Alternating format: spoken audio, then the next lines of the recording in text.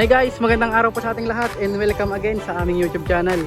Ngayon nga po is andito na naman po tayo sa Santa Barbara, Pangasinan po para po tignan po yung sinorting po natin. Ayan po. Kasama ko po dito si John Lloyd. Lloyd, magpapakain po kami dito sa lupa, dito sa earth pan po, kung saan ito po yung sinorting po namin nung nakaraang araw. Magpakain ka para ma-update po natin yung mga nanonood sa video natin. Ayan guys, kung napapansin nyo po nung nag-sorting po kami, yung mga naiwan po is yung may liit. Pero ngayon po, kung napapansin nyo po, sobrang bilis po nila lumaki. 1 week na po yung nakakalipas, pero yung isda nila is sobrang bilis pong lumaki. Yan. Okay, pakain ka para po makita nyo. Pakain ka para makita nila yung mga talaga. Yan po. Yung napapansin nyo guys, yung nakaraan po, dyan po kami naglipat sa pangalawa. Pero ngayon, kung napapansin nyo po yung may umaandar na tubig, meron po kaming nilagay po dyan na sobrang liliit po. Yung mga mababagal pong lumaki, nilagay po namin dito para hindi po maubos. Yan. Yan po yung update po ng alaga nila dito sa Santa Barbara, Pangasinan. Kaya sa mga gusto pong mag-alaga rin po dyan at gustong bumisita po dito, open po ito para po makita nyo po yung mismong setup po nila. Mapa earth pan at saka concrete pan po. Yan.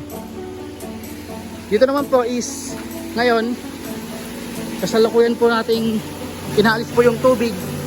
Yan. Yan po yung water source po nila. Then ito po yung drain. Lalabas po dito. Papunta po dito. Kung saan yung tubig po is hindi po nasasayang. Yan, hindi po nasasayang yung tubig kasi yung tubig na lumalabas po sa concrete pan is papunta po dito sa earth pan. Yan. Wala pong sayang na tubig dyan. Ito po yung setup ng concrete pan mo nila. Papakita ko naman po yung sa part na may liit, yung sobrang liliit po. Ito po yung sinasabi ko kung concrete pan po na may liit yung laman. Ito po. Magpakain ka. Magpakain ka. Dito. Yan, titignan po natin. Ayan. Yan po yung mga nilipat po naming maliliit para po hindi po sila maubos. Kasi po pag ito po ay hindi po natin nilipat sa hindi niya po kasukat, pwede pong maubos po ito. Kasi ito po ay nasa 2 inches lang. 2 to 3 inches. Yan. Continuous water po siya ng 20 minutes. Pagkatapos po ng 20 minutes po, is papatayin na po yung tubig para po kahit papano makatipid po sa kuryente. Yan. Ito po ay 2 to 3 inches po. Yan naman sa kabila, tignan natin. Then ito naman po sa kabila, yung nilipat po namin. Yan, wala. Wala po gaanong lumulutang kasi po magdi-drain po kami. Yan, pailan-ilan lang po yung lumulutang. Kung napapansin nyo po yung sukat nila is magkakalayo po. Kaysa yung andito is maliit pa.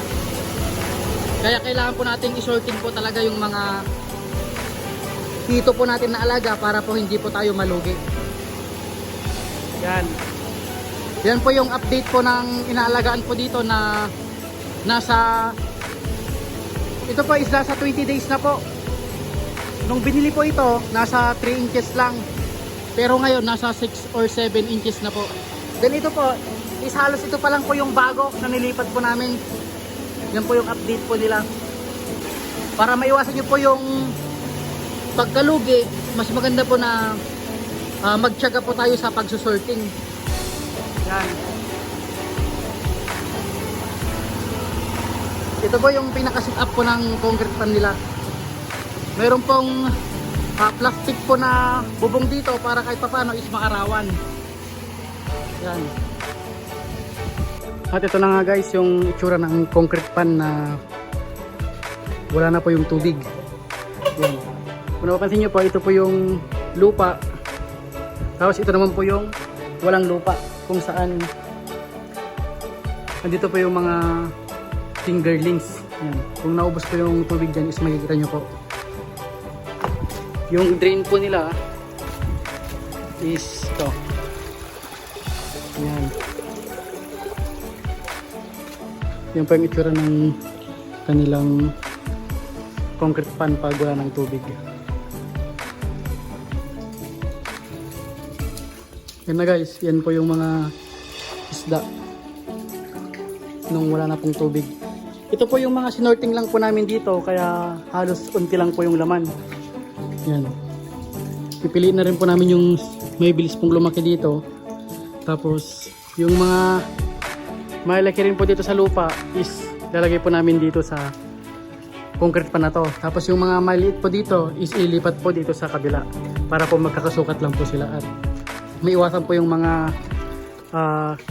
maiwasan po natin na makain po yung mga maliit. Katulad po nito, parang ito po, yung mga nakikita nyo na ito kalaki, alisin na po natin yan para po hindi po makain yung mga maliit na natitira dyan, katulad ng mga yan po. Kaya po sa pag-aalaga ng hito, kailangan po nating magtiyaga sa pagsasorting. Yan. So and guys, yan po yung nakuha namin. Yan, yan po yung mga nakuha namin sa ano, sa concrete pan nung pinili po namin. Yan. Kukunin po namin yung mga malaki po dito para po maiwan po yung mga maliit sa concrete pan. Tapos sa kabilang concrete pan naman po, yun naman po sa doon naman po sa kabilang concrete pan, yun naman po yung, ay yung mga malaki po. Yan. Ito po yung update po namin sa mga inaalagaan dito sa Santa Barbara.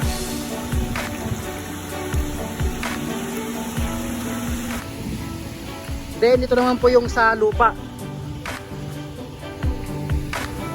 Itong sukat po ng concrete pan po nila is nasa 5 by 16 meters po.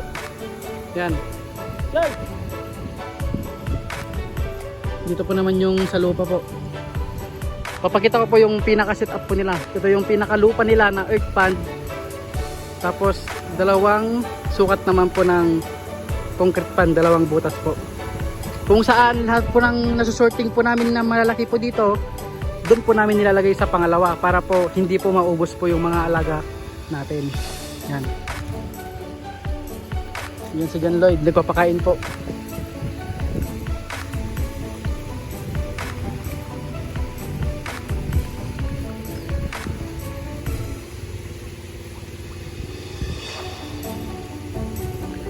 So ayun lamang guys, gusto ko lang po kayong i-update po sa mga inaalagaan dito sa Santa Barbara.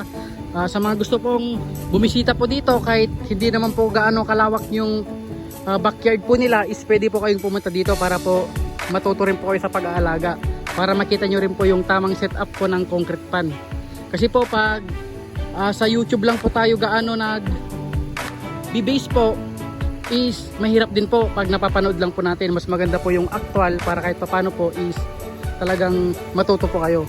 Kaya sa mga gusto pong magpaturo po dyan or matuto sa pag-aalaga ng hito at sa paggawa ng concrete pan, pwede nyo pa akong i-message sa Facebook ko po na ito para po makapag-usap po tayo ng maayos. So yun lamang guys, sana po marami kayong natutunan sa video na ito. Kung bago ka pa lang sa aming channel, don't forget to click subscribe button, notification bell para laging updated sa susunod pa naming videos. Salamat!